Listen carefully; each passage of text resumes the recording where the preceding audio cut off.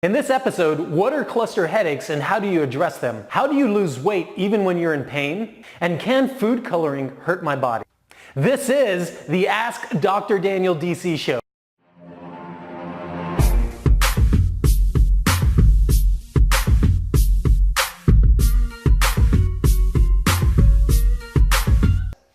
Okay, so Christine from Family Health Chiropractic in Austin, Texas is asking, what are cluster headaches and what can you do about them? All right, Christine, so what are cluster headaches? Cluster headaches are actually far less common than migraine headaches or tension headaches, but as the name implies, they occur in clusters. So when you do get a cluster headache, it's actually pretty dramatic and it's very intense. And people generally experience pain around the eyeball towards the back part of the head. And again, when they occur, they're very dramatic, they're very intense. They can occur from just a matter of hours. So you could have a cluster headache that will last just a few hours. You could also have a cluster headache that will last a few days, and then of course a few weeks. And depending on the time interval, that's how you can further designate whether it's episodic, meaning it doesn't happen as much, or chronic, meaning it's happening all the time. And generally speaking, most cluster headaches are going to occur in short periods of time. Different again from a migraine headache, which is usually triggered by something very specific, something like food or something like hormone imbalances, or tension headaches, which a lot of us experience on a daily basis. And I'm going to say that tension headaches are usually because of poor posture, meaning we're carrying our head forward, we're sitting at a desk all day long, and that's what can cause it. Cluster headaches, kind of like migraine headaches, there are many causes. It could be hormone imbalances, it could be food triggers, it could be circulatory problems, which again are associated with food imbalances as well as hormone issues. And so like any symptom in our body, your symptom is just a trigger. It's a body signal. It's telling you that something's not right. So we should of course start figuring out or trying to figure out what is occurring. What am I deficient in or what am I toxic in? And usually that's going to help to address any one of your symptoms. In the case of cluster headaches, there are three main things: coenzyme Q10, magnesium, and riboflavin, or B2. Now, if we're going to talk about specific treatment for cluster headaches, research has shown that there are three things that you should be looking into. The first is ubiquinone, or coenzyme Q10. This is an enzyme that's actually produced in our liver. And CoQ10 plays a huge role in circulation in our body. It helps to open blood vessels up. It helps to improve circulation of oxygen, so it oxygenates your tissues.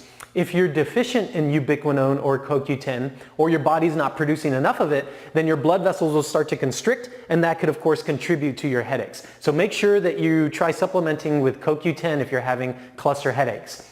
Another big mineral deficiency that we start to see is magnesium. And magnesium again is a very powerful muscle relaxant. And it's required by your body in order to function. And if you're deficient in it, well, of course, it's going to cause tension in your muscles, especially the tiny little muscles up in the suboccipital area or the back part of your neck. And when these muscles get really tight, it's going to, of course, decrease blood flow, which can cause your headache. So again, you want to make sure that you're addressing magnesium deficiencies. Finally, there is the B vitamin, riboflavin. Riboflavin is actually the vitamin that causes your urine to turn yellow.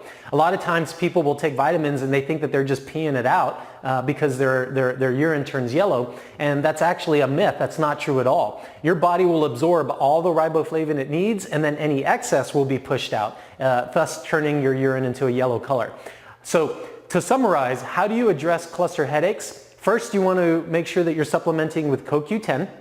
Then you want to also look into magnesium, and then finally riboflavin or B vitamins. And on top of that, make sure you're drinking plenty of water.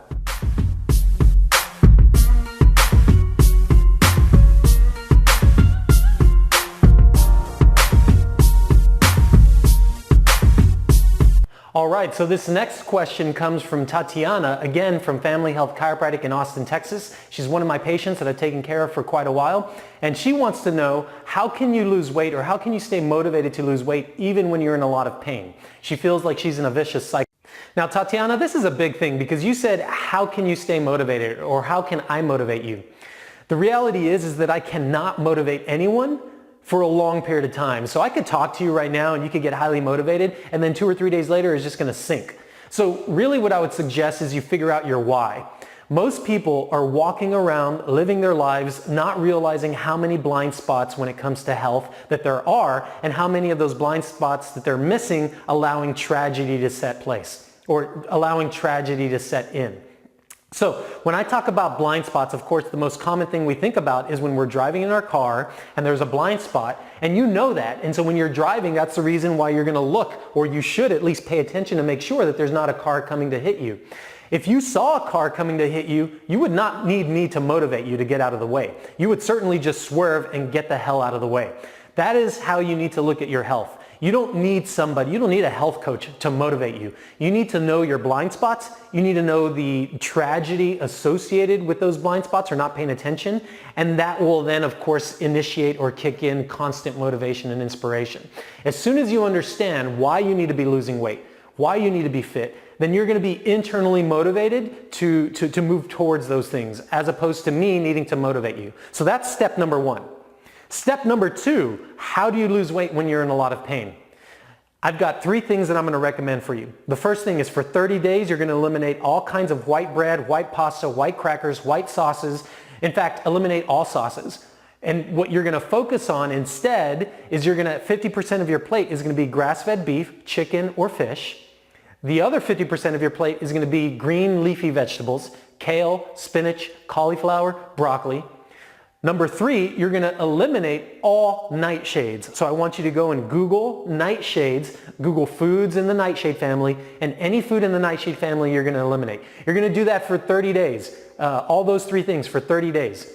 On top of that, the only exercise I want you to do is walking briskly, so meaning you're going to walk pretty fast, and you're going to walk for as long as you can without hurting. You're going to do this every day. Also, if walking is too much for you, then you're going to swim. Maybe do both. Maybe go for a swim in the morning and then walk in the afternoon, and then switch it up. You do these things for 30 days, and I want to see how much weight you lose.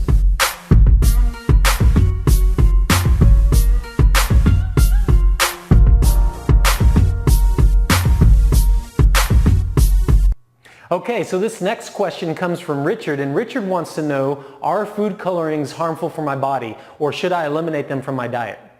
Absolutely. The most important thing to understand here is that there are other countries around the world that have actually eliminated or banned certain food products from their food supply. The United States, however, has not done so. In fact, if you were to look at Europe, Europe has banned several food colorings and ingredients that are still found in our foods here in the US. And so it's important to know that even though there is research out there to show that a lot of these ingredients are harmful to the body, your best interest is really not at stake when it comes here to the US, unless you have deep pockets. And some of the people with deep pockets include the food industry, of course, here in this country. So there is a lot of lobbying and a lot of politics that are involved when it comes to what foods we are actually exposed to here in this country. One example would be blue number 1, blue number 2, yellow number 5, red number 40. You also have brominated vegetable oils. So there's all kinds of compounds and ingredients that have been banned in Europe or in the UK, but they're still readily available in our foods here in this country. There is a medical doctor named Feingold, and Dr. Feingold, if you look him up, you can just Google him. He has a diet that he claims actually can cure ADD, ADHD over 90% of the time whenever you eliminate artificial colors, artificial ingredients like artificial sugars and sweeteners. And with his kiddos that come and see him who apparently have ADD, ADHD, even some form of autism, he has shown over 90% of the time that he can cure them just by eliminating a lot of these food compounds in their diet. So why is it that these food products are so bad? So there was this great study where they took these caps and they put them over children's heads in cafeterias across the United States. And what they found was that depending on the type of diet this child had or the children had, their brain activities would go up, indicating that they were having some kind of seizure-like activity. And they weren't just dropping on the floor and shaking and, the saliva coming out of their mouth. No, these were just children that seemed to be acting normal, but their brains were undergoing seizure-like activity.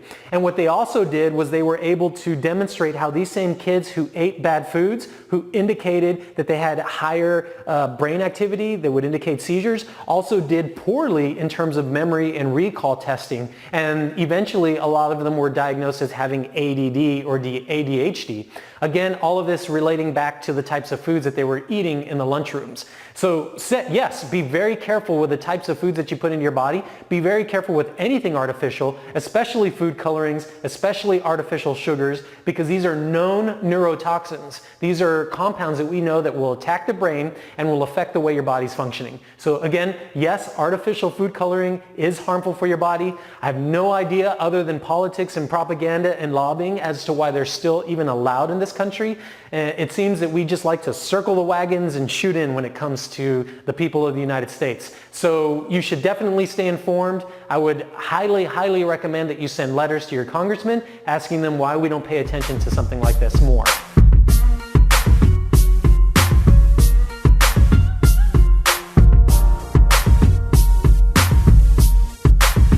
All right, that does it for episode number 6 of the Ask Dr. Daniel DC show. Again, I hope you all subscribe. Please subscribe if you have not done so. Please share this information with your friends.